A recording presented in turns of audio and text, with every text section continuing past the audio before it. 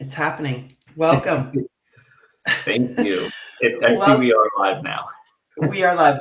Welcome to Nonprofit Live. I'm Amy Fazio. I'm your host, where we talk all things nonprofit growth.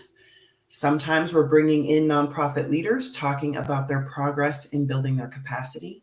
Sometimes we bring in nonprofit experts, like Derek is here today to talk to us about a very foundational piece of building our security for the future: insurance, nonprofit insurance. Welcome to the show. Thank you, Amy. I'm very happy to be here. I'm Great. sure some people might have tuned out as soon as you said insurance, but I will make this as full of levity as I possibly can. I love it. We're gonna have a good time today talking about it, because it is the deeper level of confidence that really helps to build our message, to attract those right donors, those right. Oh my gosh, I'm ding-linging. I don't know what's happening. Okay, here we go. Those right donors that are going to get us to our goals as efficiently as possible. And when we run good organizations, that gets easier.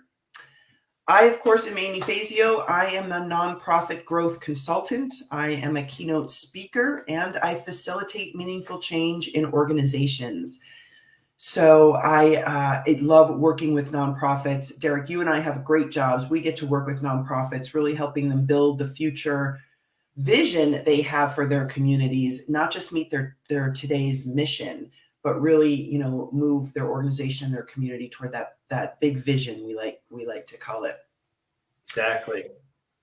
Well, I'm excited to dig in, learn more about you, Derek, and your work, focusing on nonprofit insurance. I know this is your area of expertise. We actually are neighbors as well, right? We ended up finding each other on the interwebs, but we ended up being very close neighbors here in Western Pennsylvania. And you work with nonprofits, statewide, or is it regionally, nationally, Derek? What is your Yeah. focus? So myself and my firm, just to introduce myself, my name is Derek Gallagher. I'm an insurance broker with Simpson McCready. We're a privately held firm based out of Pittsburgh, Pennsylvania. We do have two other satellite offices, one in Ligonier, Pennsylvania, and then also one in DC. The one in DC actually plays a role into our nonprofit silo because we decided to open up a clientele-based representative down there, because a lot of our nonprofits do a lot of, whether it's consultant work, fundraising, and DC is a huge perspective for some of our government-based approach nonprofits. So we Pastry. actually opened up a satellite office down there. We work globally. Okay, We good. have the capabilities of pretty much writing business or dealing with nonprofits, private clients, anywhere in the entire world. Gotcha. Our bread Okay, and butter would global. Oh, go ahead. that's okay. I was curious. It was global was the answer, it sounds like. Yes, Yeah. yeah. So we do, but our bread and butter would be within the United States. But do not let that deter you. We do have the abilities to write as a global organization. Okay, awesome.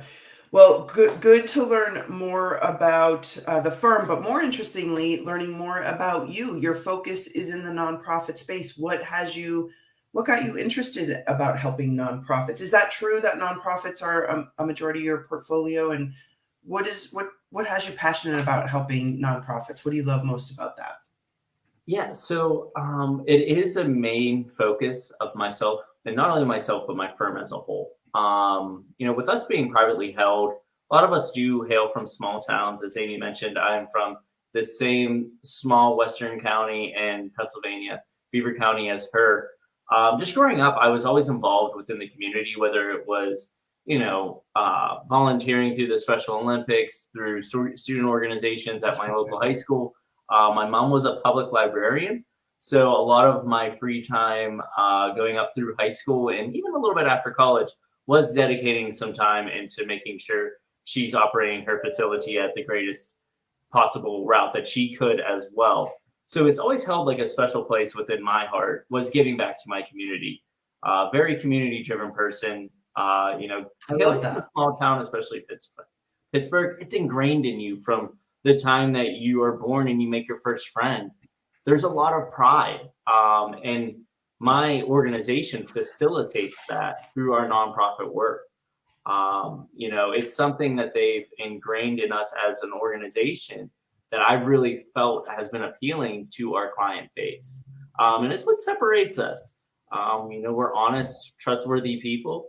And within this space, having the reputation that Simpson McCready does have, it makes it, so pleasurable to work with nonprofits of all sorts of sizes, because we have the resources and we have the intellectual property that we can facilitate that growth and facilitate that peace of mind that nonprofits are searching for. Whether it's a resource or an insurance broker, we're there on multifacets. So that. It's a very large passion that we push internally. Yeah. Well, I will say for me too, so I teach a class at Penn State, community and civic engagement, really breaking down that very notion of where does this loyalty, where does this commitment to community come from?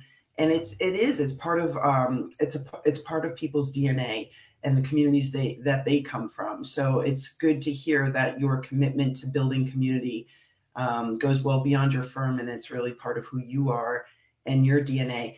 So I have to be honest, I have family in insurance. My brother and my late sister-in-law were executives in insurance for decades. So that always was an interesting career choice for me, very successful. And the big joke in insurance, right, is insurance is for pessimists. Have you ever heard that quote before? Yes.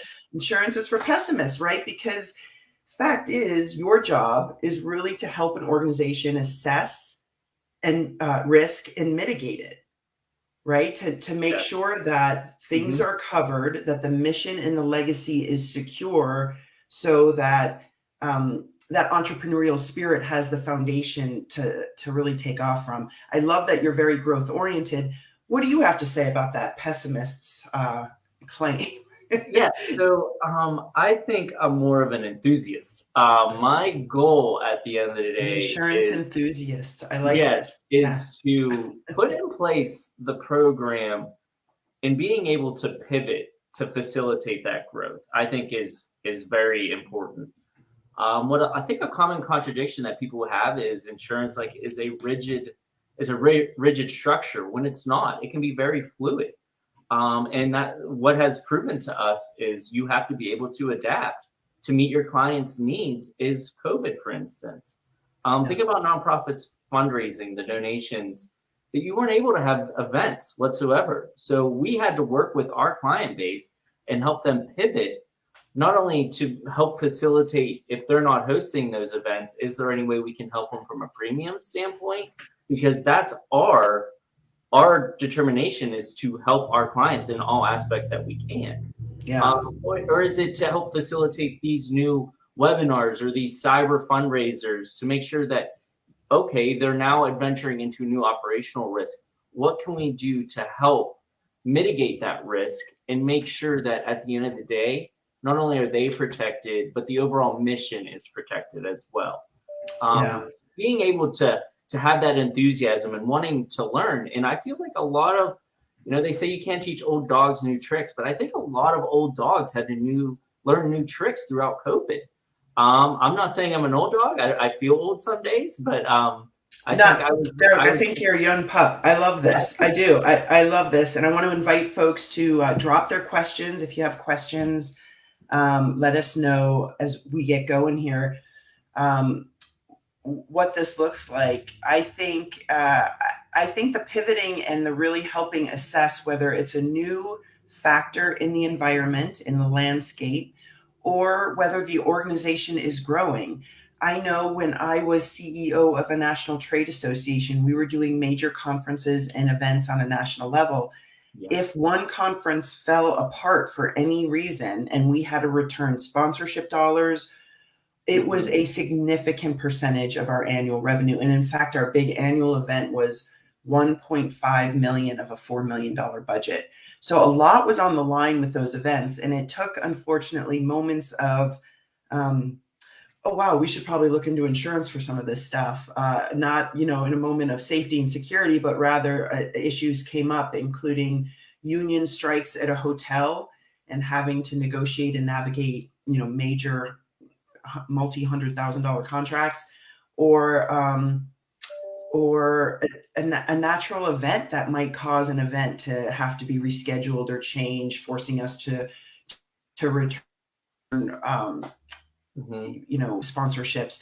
And so working with our insurance carrier, learning where the risk really was and how best to protect it, that was a really powerful experience for our organization, and became really actually great fodder to talk to our funders about. It showed that our maturity as an organization, that our leadership was taking this next level steps to protect not just us, but the industry overall, including the sponsors themselves. I love taking something like insurance and really wrapping it up into the messaging to help people understand who we are and what we're doing. Yeah, and I think it speaks volumes. I mean, how many businesses do you see on the side of their, whether it's a tree service or if it's a carpenter or something, on the side of their business that says fully insured? It's something that people like to prop up to say, hey, we understand that a mistake could possibly happen, but we are properly covered. I think people having that peace of mind and having that confidence in not only their operational, but God forbid when something does occur, having that ability to know that, hey, we'll have this taken care of. This isn't going to be the end all of our organization. Having that proper dialogue within your internal team, along with your active resources, say as your insurance broker, I think is extremely important. And any business, especially in the nonprofit world, because of the risk profiles there's just so many risk exposures that are coming in. And I think it's so important. And I stress it to my clients all the time, whether it's we're just having lunch. I want to be involved as much as you are willing. If that's me sitting on a board seat, if that's me attending every monthly meeting, every quarterly meeting, please do not keep me in the dark. I will make time for you guys. I need to be involved from the standpoint that I need to be approachable, because you need to have open conversations with me. To brainstorm situations and run things by you. Having that open dialogue, I think, is so incredibly important, especially in the beginning phases and growth periods. Like stagnant points are great too, because you have a little bit of downtime and you can reassess where you're at. And like I mentioned, insurance is very fluid. So you can pivot, you can do whatever you need. Now, I'm not saying revisit your policy multiple times throughout the year. I'm saying no one has time for that. Exactly. Yeah. I mean, I'm saying be involved with your broker. And there's so many resources, whether it's through a carrier standpoint. Your broker is always going to have excellent resources. I know that we do internally, just from being under our roof as a client. We have so many internal resources that a lot of people utilize on a daily basis. And it's simple things like that. Utilize the resources that you have at hand. You're already paying for a premium. Why not utilize it to the full extent? We're going to take this in bite-sized pieces. So keep your broker involved. Keep your insurance carrier involved so you can really assess. So tell me this. Have you ever said to somebody, hey, that's a policy you actually don't need. I would get rid of that policy, or I would dial that policy down. Can you think of an example where, after assessing, because I want to hear more about where the risks are coming from, but I was curious about that. Can you think of an example where somebody had a policy where really they needed the protection somewhere else and you made a recommendation like that? I cannot think of offhand of a policy that we would get rid of from a nonprofit standpoint. There's other industries that there are policies that tend to overlap. From a nonprofit standpoint, the way that we conduct our business is, we always want to make sure they're protected from the fullest extent. So we look at operationally at holistically. Now, say, for instance, if they had a full auto policy and they don't have any vehicles, or they're using personal vehicles, then there's different, ways to navigate through that, to maybe have a simple non-owned hired policy where it's super cheap to conduct. Whether it's, there's a level of coverage to protect the nonprofit, but you're not going out and protecting everybody's personal vehicles. And there's different methods to stuff like that. Well, and I think it's about prioritization, because if we could have everything covered all the time and wrap ourselves in a bubble, wouldn't that be good? But as entrepreneurs, Yeah. right? Like sometimes you're making tough choices. You've got limited resources and you're looking at a set of policies. Wouldn't it be nice we could have them all? And you've got marketing dollars to invest in, and branding dollars, and staffing dollars, and program dollars. Mhm. So what are some of the top policies that you really, are there like top 3 policies that you really feel are, either required or a bare minimum to start with? How do you approach that? Because I know you're saying there's quite a bit of risk and lots of things to look at. How do you help clients prioritize? Yeah. So based on their operational risk, everybody's going to be different. The way that we conduct things, it's not cookie cutter. But if I had to base it down, everybody's going to need a general liability policy. Um, if you're operating any type of business, you need some sort of liability protection. Property, based on what you are operating out of. If you have an office, there's going to be materials within that office. You're always going to need some sort of property coverage in place. For a nonprofit, I think a huge hot ticket item that everybody needs to have, and it's more of a recruitment tool, is a directors and officers policy. That just protects you from a lot of risk. And what it helps is recruit the proper board of directors that you're going to want. Yeah, I'm going to back that up and say that is a requirement. In fact, it is an IRS. I mean, I do think it is a question they ask on the 990. Yeah. Yeah, and so that one I would put in the required. I'll tell you what, I would never join ever a board of directors. No, ever. because as a successful individual, you want to be protected because you're going into an organization and you're going to facilitate relationships. You're going to facilitate operational risk to what you think would be best for that organization. Now, that might be contradictory to what a donor thinks. So anybody can sue at any given moment. And yes, people do sue nonprofits. Unfortunately, it does happen on a regular basis because they may not agree with the way that funds are being distributed. That's directly where directors and officers policy is going to come into place. Have you been involved in a claim like that? I personally haven't. I'm curious. I mean, I agree with you. It is a real possibility. And as you said, it happens all the time. But I personally haven't. With our scope in the nonprofit world, yes. Unfortunately, sure. It happens on a regular basis. Yeah. We're in a more litigious state as a society. So I think that's also a huge reason why a lot of people are revisiting their insurance policies. More people are more open to having an open discussion because they're seeing that we are more litigious. Well, and it's litigious, and in just general, the tension is brutal. People are just after each other in ways that I don't ever remember our society playing out in the courts, as well as just the scrutiny. And as you said, nonprofits have so much risk. So we've got general liability. I hear you. You're doing a very specialized assessment of each individual client, but certainly, I certainly can point to patterns and helping nonprofits diagnose their top priorities. So general liability, of course, directors and officer insurance to cover your board of directors, like property insurance, property and auto package. They typically will group for a nonprofit. Will group general liability, property, and an auto exposure all together. Okay, which is a more I don't want to say advanced carrier, but a more seasoned carrier will be able to do that for you. So that's super simple to put together. And then a huge thing right now that I feel would be a requirement, in my professional opinion, is a cyber policy.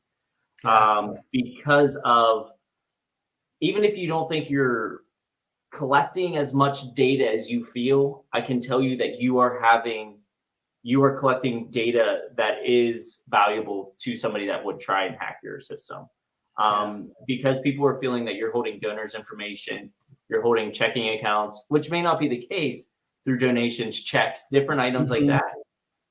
That's going to give a hacker a reason to go after whether you're a small nonprofit or a large nonprofit. And we see them holistically. Everybody is having these types of issues. And a cyber attack, if not properly covered, can completely bankrupt your entire organization. I know when I do work with political organizations that they often, that's not uncommon, websites even get hacked, or they're people phishing to look for a topic and issue to exploit. Certainly. Think about if somebody got your email list and they was able to replicate what your email would look like, and they just sent out a phishing for donations. Yeah. Think about that exposure from a nonprofit standpoint. Yeah. And it's not always the payout that really has the negative impact on nonprofits. It's everything that happens after that, like notification. You have to hire third parties. You have to recover the data. You have to have a full forensics team go in and see what data was manipulated. That's And the all costs involved with that, and not to mention the hassle. is incorporated in a cyber policy. And they are still, in my professional opinion, cheap on the market, but it's not going to last. We're going to see increases and more stringent with demand requirements. Yep, because of the demands there. Yeah. So, guys, we are covering some of the top policies that you want to be looking at. Certainly not saying they're your top next steps, but for many folks that Derek works with, these are some key ones that we like to look at. If you're here watching, let us know. We have a few folks watching with us. Let's take a look at, hey, Dorothy, you are right on time. Good to see you. And Patricia, good to see you. What is the best way to stay abreast of current laws when working with youth enrichment programs? Are there specifics with this population? Well, let's back this one up, Derek, because this one's you're gonna want to put your seatbelt on for this one. It is an equine assisted therapy program or engagement program. Okay. So not only are we dealing with youth, we're dealing with horse riding. And they're doing some amazing work. Patricia and We Ride Too in Oakland, California, bringing various communities together around connecting around a passion and love of horses and all the power they bring. What would you think about keeping abreast? And of course, she's in California, so if there are going to be lots of changes and more aggressive requirements, it's probably going to start there. That is very true. So what we're seeing, so I'm just going to speak strictly from an insurance standpoint on what we've seen from a more legal standpoint on whenever it comes to working with children, more stricter, requirements. So we're seeing, that this is going to be a hot button item is for, sexual abuse and molestation is what we're finding, is they're now opening the possibility for allegations. They're extending the reporting time period. So we're seeing that people are given more of an opportunity to backdate if they were ever felt that they were physically assaulted or harmed. That's whenever that policy would come into place, because there is an act of exclusion on majority of general liability policies that negate any coverage for this particular event. Which, for years and years, it was a part and it wasn't exactly excluded.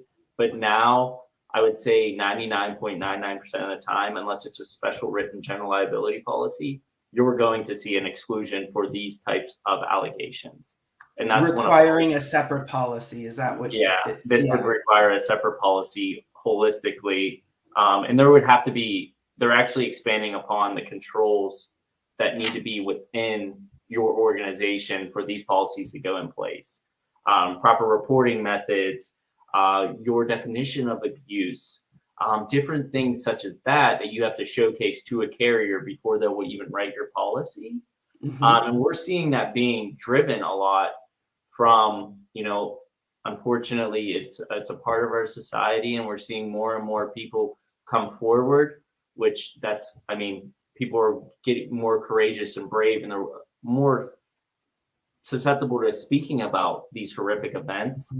So we have to have, as an insurance broker, my mindset is I have to make sure that my client, God forbid, there's going to be demand for this, has this in place, especially if you're working with children. If they're riding horses, there's going to be a lot of, maneuvering them on and off the animal. There's going to be a lot of one-on-one time. Unless there's large groups, that's whenever you can see an open opportunity for an allegation to be brought up. So I hope. And I'm wondering if it's the policy is sexual abuse and molestation. Is that separate than sexual harassment? And can you do you protect yourself from? how about just doing a better job? Well, Right? You're yeah, just like, and that's why you screen the policies and the definitions to see how yes. good of a job the organization's doing to prevent it in the first place, I imagine. 100%. So it all goes in. Whenever you go into an organization, you want to see them very willing to discuss these types of items and discussing And reform. get better. Yeah, From right. my standpoint, we go in and we work directly writing handbooks, making sure that they are properly having everything worded out, that there's not going to be any underlying reason for an insurance carrier to be like, oh, we don't know if we want to write this risk. We want to lay everything out. We offer proper trainings, proper screening methods.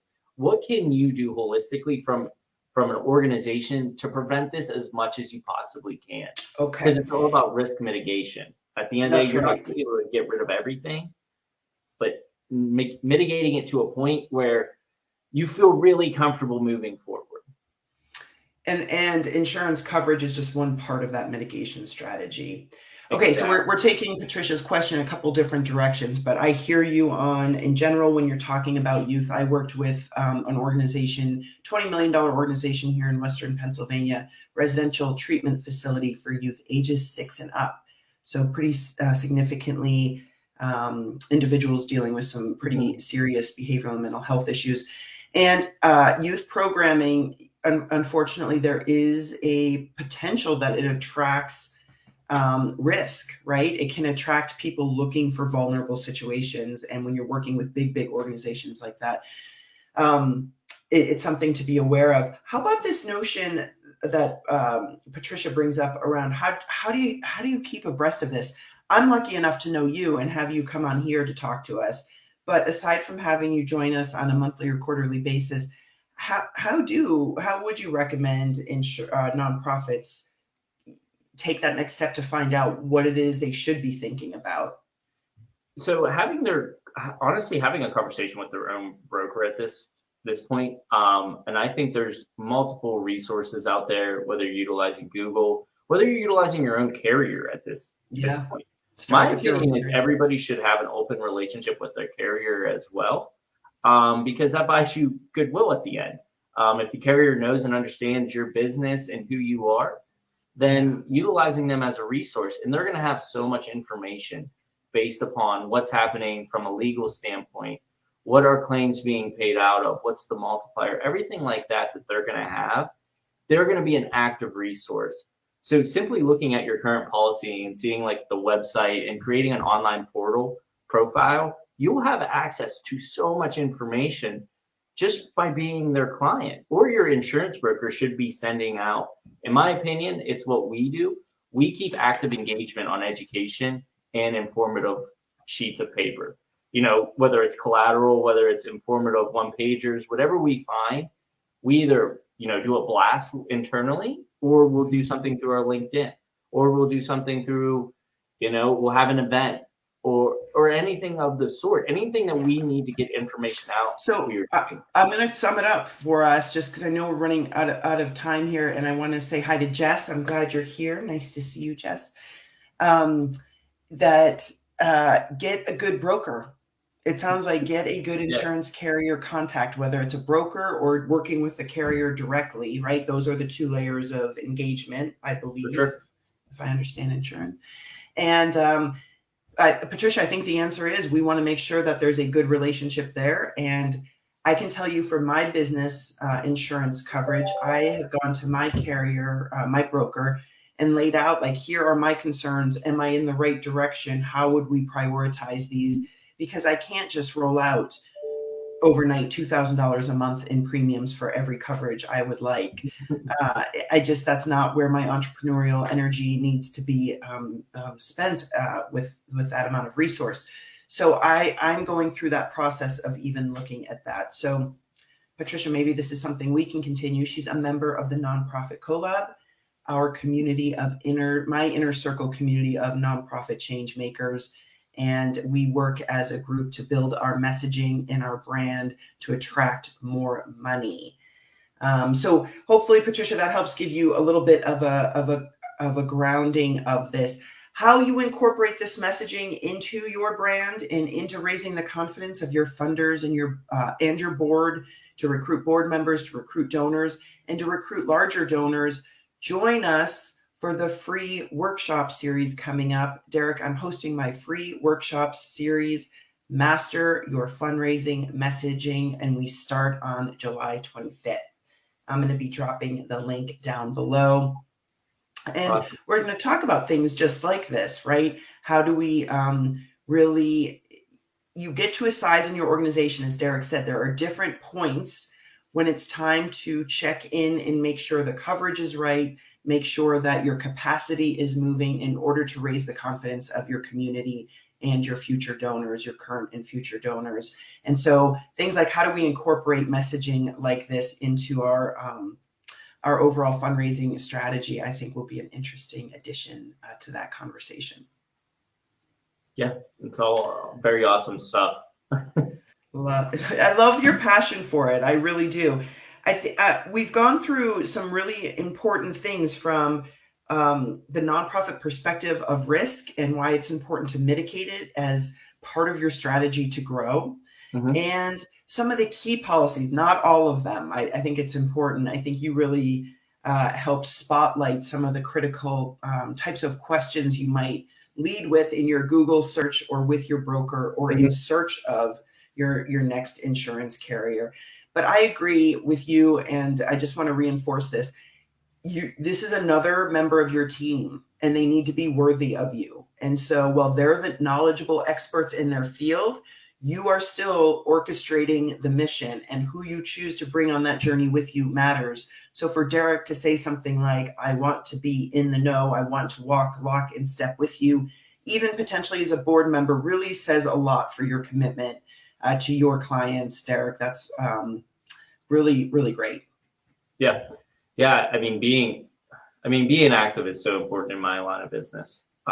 You have to understand the risk, and you have to understand the operational exposures. So, I'm lucky because I'm ingrained with it. It's not like a learned behavior. This was passed on, and it's only being facilitated, and it's only being, nurtured and blossoming into something even greater, especially with the organization I'm with.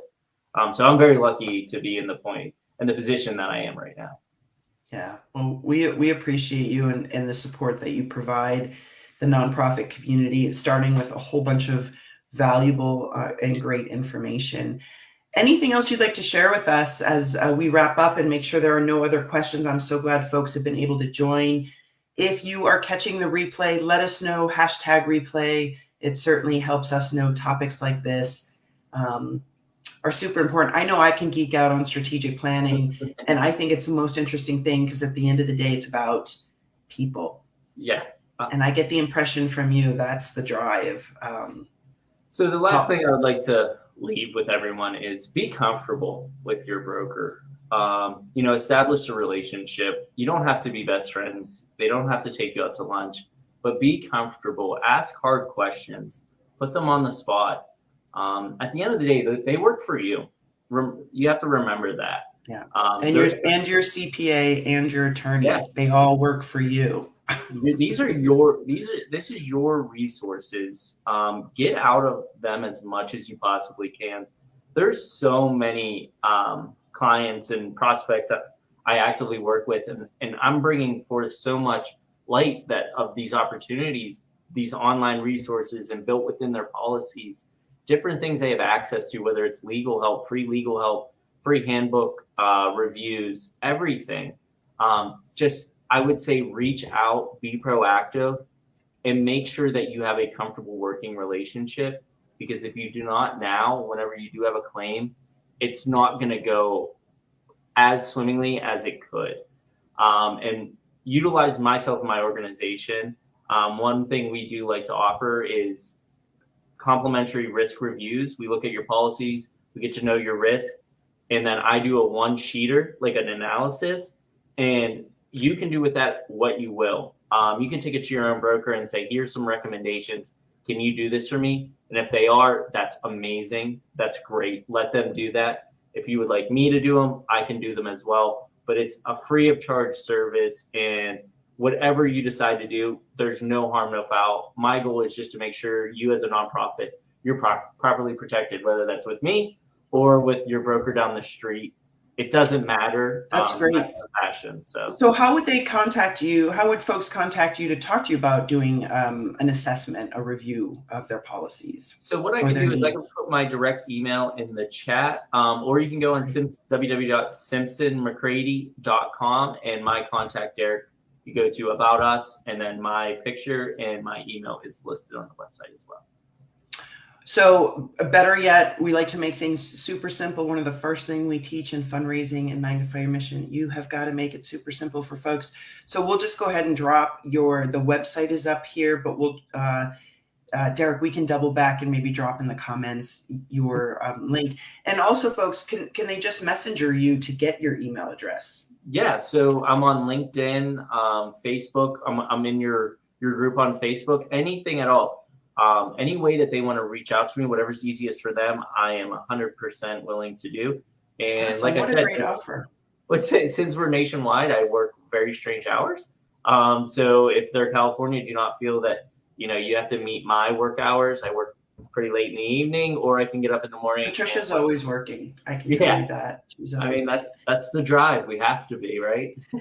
Passionate people, and self-care is an important part of it. And this really is a step in self-care. There's something to be said for being able to sleep better at night.